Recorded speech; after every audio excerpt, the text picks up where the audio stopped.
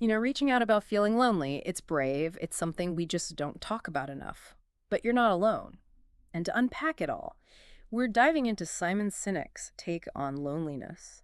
What's fascinating is Sinek kind of throws out that whole mental health label. He prefers mental fitness. Mental fitness, I like that. It's less about being perfectly fine and more about, building those mental muscles for the long haul. Right, exactly. Sinek says everyone has down days, you know, feeling insecure, a little lost. That's normal.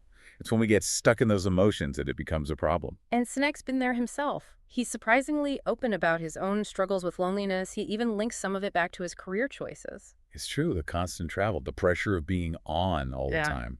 It took a toll on his relationships. And imagine this, he wasn't diagnosed with ADHD until adulthood. Wow, that's huge. To not realize how ADHD might be affecting your He interactions. talks about this thing called stonewalling. Yeah. Basically, he'd go blank in conversations, not meaning to, Yeah. but it made people feel ignored. Which is like the core of loneliness, right? Feeling invisible, like nobody gets you. Sinek says it's like we're drowning in self-help, but missing the tools to help each other. It's so true. We're all about fixing ourselves. But what about being there for someone else? There are entire bookstores dedicated to finding love. But where's the section on supporting your partner when they're struggling to find it? Precisely. And Cynic connects this lack of focus on deep, supportive relationships directly to the rise in loneliness and mental health challenges. It's like we're all so busy trying to be okay ourselves that we've forgotten how to just be there for each other. Sinek has this rule, no crying alone. I love that. It's such a simple but powerful idea. You never have to suffer in silence. Reach out. Connect. No more trying to be tough on our own. But what does that look like in real life? How do you actually be there for someone? Sinek talks about the importance of holding space. It's not about having all the answers or trying to fix things. It's about being present with someone in their pain, Mm. without judgment. Just sitting in the mud with them, as he puts it. Easier said than done, though. Right. What if my instinct is to jump in and offer solutions? Sinek actually relates it to meditation. That focus you cultivate in meditation.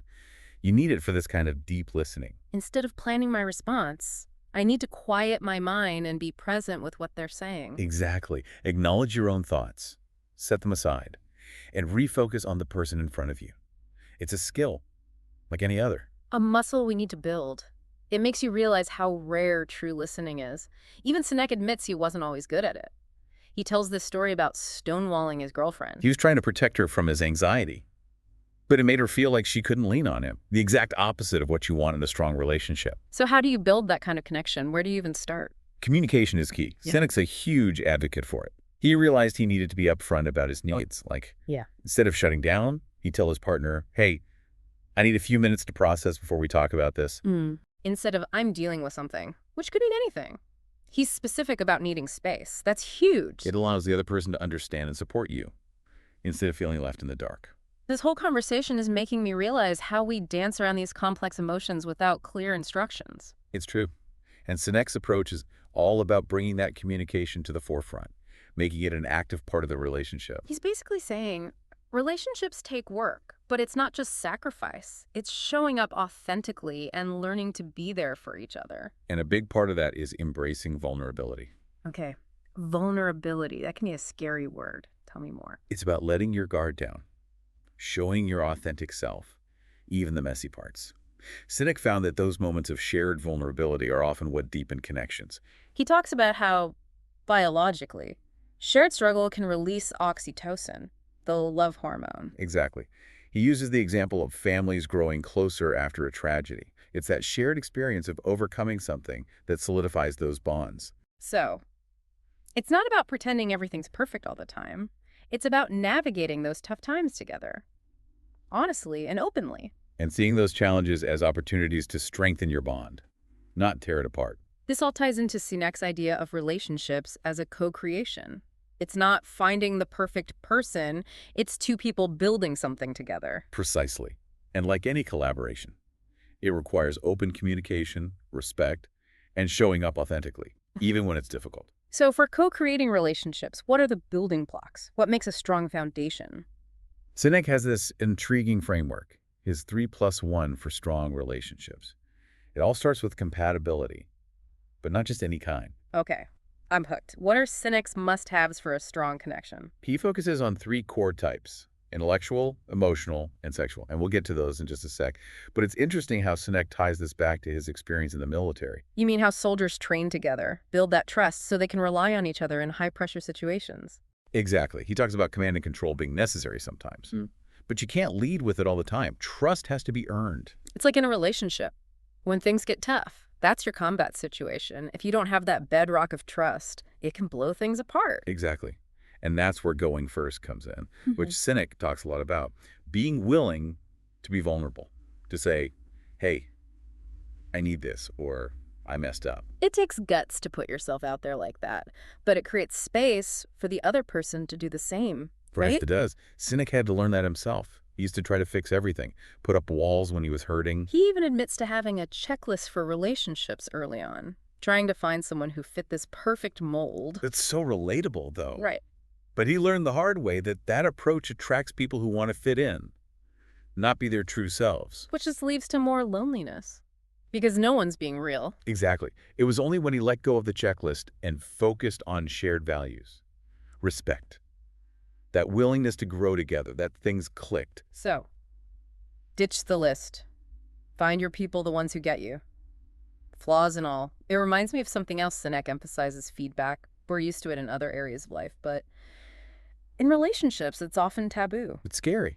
Right. Feels like a judgment on you as a person. But Sinek makes this point that avoiding feedback actually stunts growth in a relationship. He says it's about creating a culture of open communication, where both people feel safe, both giving and receiving feedback. He even suggests getting feedback from exes. Radical. Right. But think about it. They've seen sides of us our current partners might not have. And Sinek actually did this. He had a conversation with an ex where they both took responsibility for their part in the relationship's ending. Imagine the insights that came from that. It's about approaching these conversations with humility, wanting to learn, not to place blame. Okay, so feedback is important, but how do we actually do it? Because it's easy to say be open, but what about the fear of hurting someone's feelings? Cynics suggest focusing on specific behaviors, not making sweeping character judgments like, instead of, you're always late, try, when you were late for our last 3 dates. It made me feel unimportant. That's so much better than a general accusation. It's about addressing the impact, not attacking the person. And when you're on the receiving end, try not to get defensive.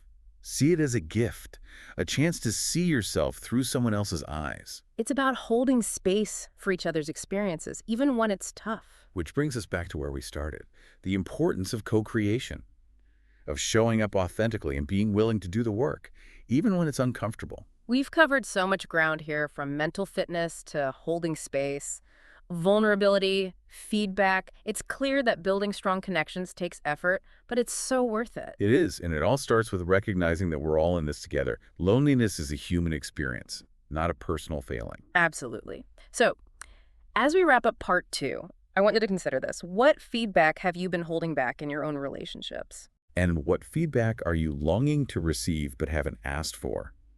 It's a powerful place to start shifting those dynamics. And in part 3, we'll dive into how to navigate these conversations with grace and empathy. Because it's not just about what we say, but how we say it. So we've talked about his 3+1, finding someone intellectually, emotionally, sexually compatible when the circumstances are right. But even then, it's still work, isn't it? It is. Cynic's honest about that.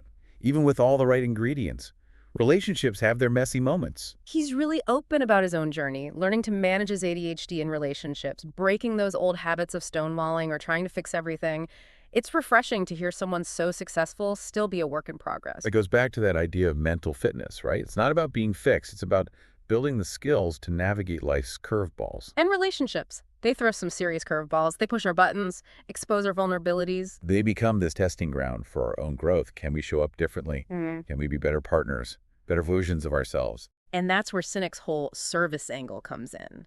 Serving those who serve others.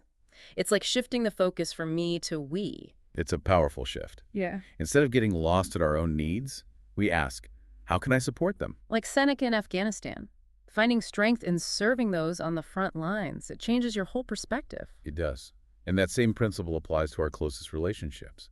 How can we be that source of strength for our partners, our friends, our families? Sometimes it's the simple things, a listening ear, a helping hand. Sometimes it's the tough conversations, setting boundaries, doing the work to heal old hurts. It all comes back to co-creation. We're in this together, building something stronger, healthier. And Senate gives us the tools: communication, feedback, holding space. It's about facing those challenges head on, learning from them, growing together. It's not about avoiding the tough stuff. It's about knowing how to navigate it. And as Senec's own life shows us, it's often in those messy, vulnerable moments that the strongest connections are forged. So as we wrap up our deep dive into combating loneliness, remember this powerful idea from Simon Sinek. True purpose in life is to serve those who serve others. How can you bring that purpose into your own relationships? How can you show up as a source of strength, support, and love for those who matter most? It's a question worth reflecting on, and as you do, remember, you're not alone on this journey. We're all figuring it out together, one connection at a time.